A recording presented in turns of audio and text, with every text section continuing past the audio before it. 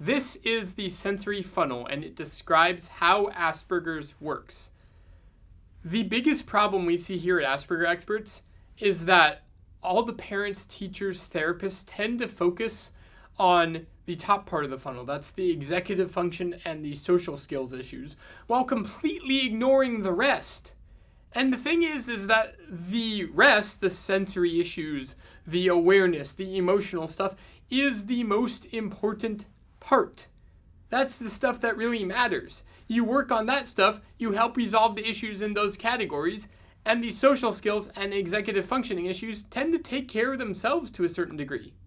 So let's break down the sensory funnel, starting with the bottom, the sensory piece, which is really where you should be spending like 80% of your time. So when I say sensory, I mean the 5 senses, like, sight and smell, but I also mean the internal visceral sensations, such as your heart beating and your gut gurgling and things like that. But the majority of the time when we say sensory issues, we are actually referring to the internal felt sense of just being alive. Things like if you have anxiety and you can physically feel your throat closing and your chest tightening. Things like when you feel gratitude and there's that warm sensation going through your body. That's what I really mean. And that's both of those things, and everything else is the thing that really, really overwhelms a lot of people with Asperger's. And it shuts them down and it puts them into defense mode. So then you have, on top of that, the emotional issues that compound that, because now you have anxiety about a sensation happening again, you have depression, you have anger, you have all of the emotional issues that sort of layer it on. And then because you're in defense mode, because you're so overwhelmed, because you're so constantly feeling like you're being attacked from everywhere, your awareness shuts down and you become aware of so little. Like the amount I am aware now versus the amount I was aware 10 years ago is staggering, simply because I've been able to get out of defense mode and process a lot of my sensory issues to the point where I can deal with a lot more in the world. So then we have the social skills issues.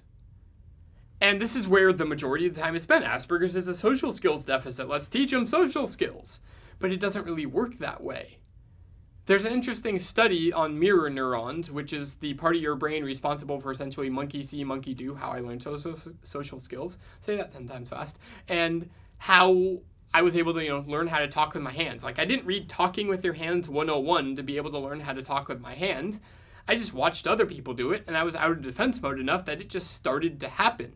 It's sort of weird for me because I don't even know what I'm going to do. Like, as I'm talking to you right now, I'm not thinking, now put your hand here, now put your hand here, now put your hand here. It just sort of comes naturally. And mirror neurons are the thing that's responsible for that, for learning social skills in a natural way. So you put somebody with Asperger's autism in an MRI and check the part of their brain responsible for mirror neurons. Not working. It's off. It is functional. It just isn't switched on yet because they're so shut down and they're in defense mode. So until you can work on these sensory issues, they're never going to be able to learn social skills like anybody else. And then finally, you have the executive function on top of that, which really is like the last icing on the cake, the cherry on top, the things that once you are such an unoverwhelmed state, you are then able to learn how to organize your life. This is the last place to go, not the first. And yet a lot of people, they try and focus on the top and completely ignore the bottom. So how do you put this information to use in your life? Where should you actually spend the majority of your time? I mean, we've said that it should be in the sensation, in the emotion, in the awareness piece.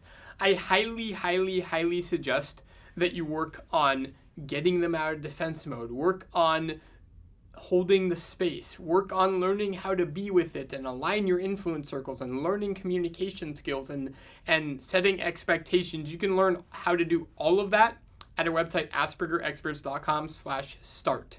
And there will be a great article there that will teach you how to do all of that. But in essence, what you do is you work on dealing with the sensory overwhelm, connecting, building trust, setting expectations, learning how to communicate properly, and dealing with everything that is in the bottom part of the sensory funnel.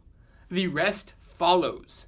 Social skills are a symptom, or rather lack of social skills are a symptom of being too overwhelmed and in defense mode. And until you get somebody with Asperger's out of defense mode, you won't be able to teach them social skills. It's like taking somebody in Iraq that's involved in an active battle and saying, hey, do you want to learn how to knit? And while they may want to make sweaters, they have more important things on their mind. They're just trying to stay alive.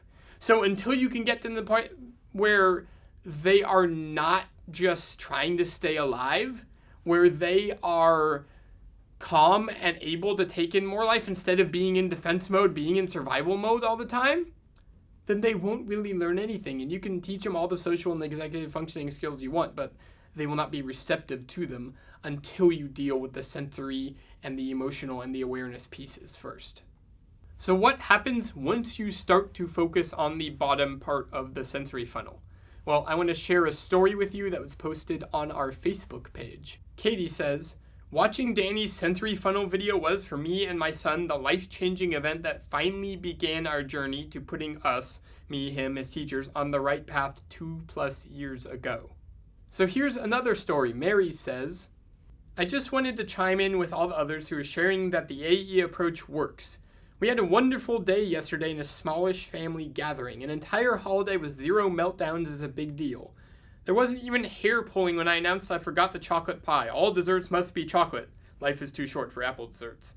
Not only did we have a meltdown-free day, but we got the bonus of our son eating turkey, which is an abomination unless I can convince him it's just a big chicken. Last year we made him a hamburger. I guess he feels safe that if he hates the food, his mama will make his hamburger, so it's okay to actually eat. This is a happy boy who took off his headphones and occasionally participated in the family bonding. So my name is Danny Rady. Welcome to Asperger Experts. We are glad to have you. If you are wondering where do you start now, go to aspergerexperts.com/start. Thank you so much. Make sure to share this video. We really, really appreciate it, and I will talk to you soon.